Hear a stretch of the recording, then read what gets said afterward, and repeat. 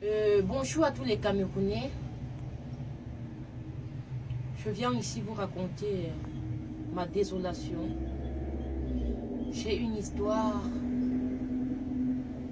qui me fait très mal, qui me déchire le cœur. C'est l'histoire de 3 jeunes frères. L'un est Bamoun, le second est Bouddha et la troisième est Boulou.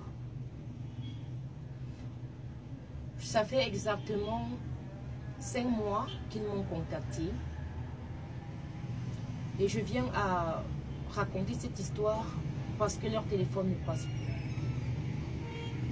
Ces 3 jeunes Camerounais. Le Bamoun s'appelle Charles.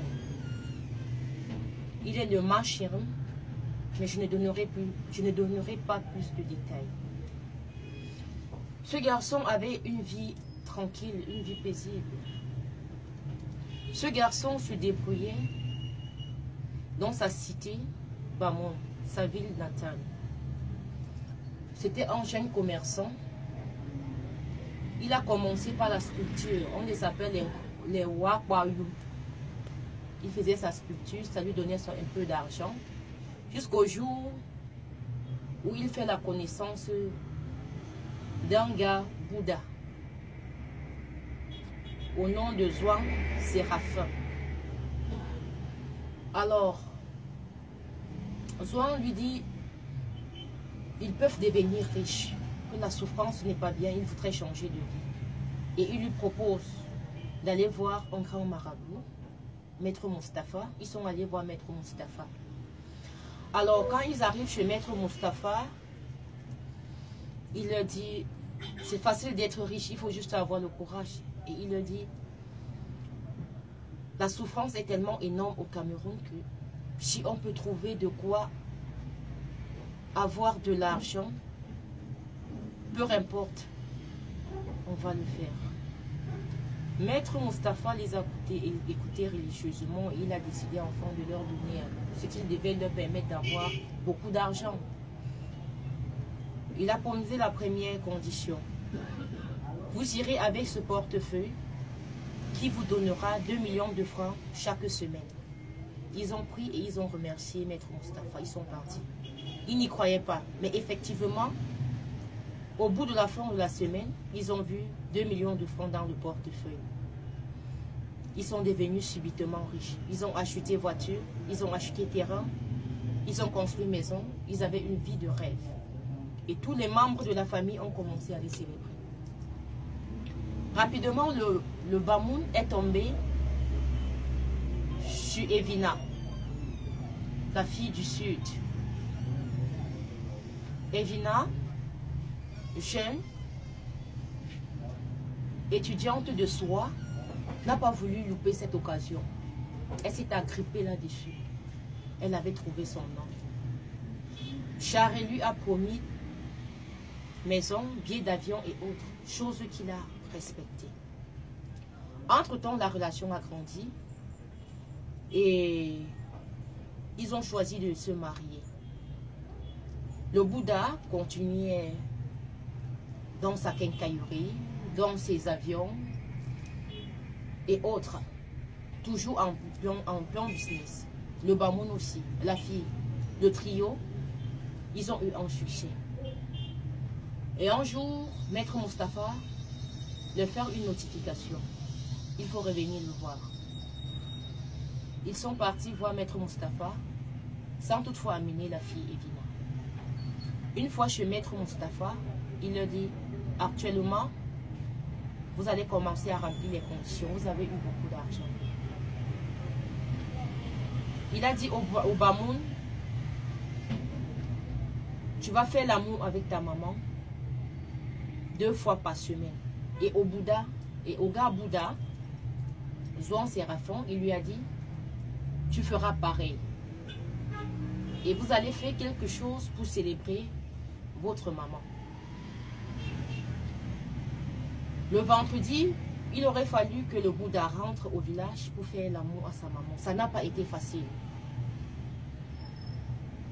Il était obligé, il s'est vu obligé d'expliquer à sa maman. Sa maman a dit elle ne pourra pas laisser son fils mourir. Elle préfère remplir la condition pour que son fils vive. Donc, elle est entrée faire l'amour avec sa maman pour sauver la vie de son fils. Ça, c'était la première fois.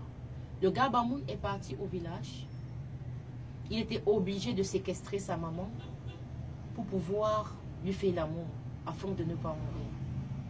Et quand il a fait la première fois, sa maman au début déçue, mais à la fin, comme le gars me raconte, elle a dit, ça n'a enlevé rien en moi, donc je peux supporter. On a offert, le fils a offert la voiture à maman, une vie de rêve, de luxe et autres. C'est pourquoi, sur sa voiture, Charé a écrit « Merci maman ».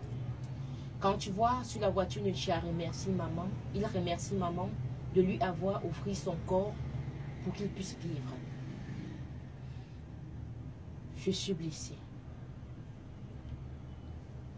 Combien de temps devons-nous faire ces choses ignobles à nos mamans qui nous ont mis au monde? Comment est-ce qu'un fils peut déshabiller sa propre maman pour assoupir ses désirs? Comment un fils peut-il déshonorer sa maman, désacraliser sa maman, juste pour avoir un peu d'argent? La deuxième fois, le gars Bouddha est rentré pour faire l'amour à sa mère et son frère l'a surpris. Quand son frère s'est saisi d'une machette pour pouvoir en découdre avec lui, c'est la maman qui a dit « Stop, ne tue pas mon fils. S'il est sorti par là, il peut rentrer à l'intérieur et ça ne fera rien. » Quelle perdition! Quelle perdition! Ça nous apporte quoi de détruire ce monde? Qu'est-ce qu'on enseigne à nos jeunes frères? La valeur n'a plus sa place dans notre société. Je ne vais pas dire que tous les Bouddhas le font. Je ne vais pas dire que tous les Bamoun le font. Je ne vais pas dire que c'est tous les Boulous qui le font à cause des Vina, à cause de Charé ou de Zoa. Je veux dire, dans chaque région, il y a un Camerounais qui a vendu son âme au diable pour de l'argent. Je continue l'histoire. Alors, ils l'ont fait, ils ont amassé beaucoup d'argent et ils se sont retrouvés du côté de Dubaï. Une fois à Dubaï, les données ont changé avec Maître Mustapha. Il leur demande de manger la chair humaine et qu'ils devraient manger la chair humaine une fois par semaine et manger ce qu'ils défèquent dans leur sel, leur caca, pour plus de précision pour ceux qui ne comprennent pas, tous les jeudis à minuit. Ils n'ont pas pu respecter la première condition. Maître Mustapha a changé. La deuxième, il a dit, vous allez faire l'amour au cimetière à 12 h pile, tous les lundis. Chose qu'ils n'ont pas pu respecter. Donc, quand mon ami Charé m'a appelé, c'était pour que j'interpelle les uns et les autres à ne plus tomber dans ce piège. Actuellement, leur numéro ne passe pas. Je ne sais pas s'ils sont morts ou ils sont toujours vivants. Mais je demande vivement à tout le monde d'avoir la main sur le cœur, d'écouter la voix de Dieu, d'écouter souvent les parents. Ne pas regarder la richesse des uns et des autres. Vous ne savez pas quel sacrifice ils ont fait pour atteindre ce niveau. Et l'argent ne se gagne pas au prix d'un jeu de cartes. Pour avoir de l'argent, il faut racler la sueur. Il faut travailler dur. Le gain facile n'existe pas sur terre. Ça n'existe nulle part. Même au Paris Foot, il y a un prix. Vous partez travailler dur pour venir investir pour le blanc. Non, l'argent se gagne à la sueur du front. Même celles qui vendent ce qu'on appelle communément piment, c'est à la sueur de leur fesse qu'elles gagnent cet argent. Comment quelqu'un pourra vous dire que il va s'asseoir et vous donner de l'argent facile? Grand maître du Bénin, grand maître de Cécile. Pourquoi ne pas créer la banque magique de l'Afrique centrale et nous sortir de ce pétrin? Pourquoi nous souffrons tant alors qu'ils ont tout ce pouvoir? Ils ont ce pouvoir magique.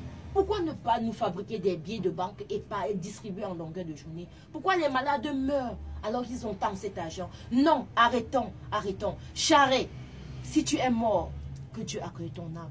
Evina, si tu ne vis plus, que ta famille te pleure en paix. En soi, si tu es mort, vraiment que Dieu te pardonne. Ma chère Evina, petite sœur, tu n'aurais pas pu accepter ce genre de fausses choses. Ça ne sert à rien. Je suis navrée. C'est une histoire vraie.